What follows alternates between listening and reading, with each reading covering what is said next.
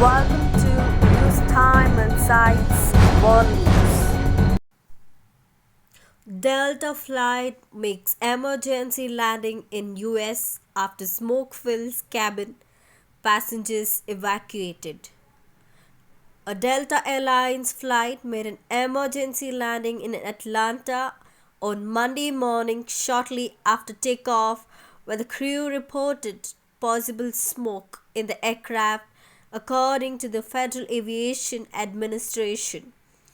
In an official statement, the Federal Aviation Administration said Delta Airlines Flight 876 landed at the Hartsfield Jackson Atlanta International Airport at around 9 a.m.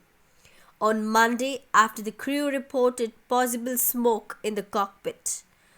The Boeing 717-200 was headed to Columbia Metropolitan Airport in South Carolina. An investigation has been launched into the incident.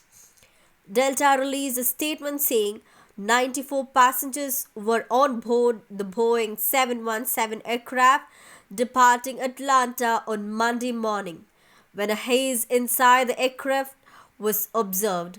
It said pilots declared an emergency to get priority handling from air traffic controllers. Delta spokesperson Samantha Morifaccio said slides were deployed after landing so passengers could quickly exit the aircraft.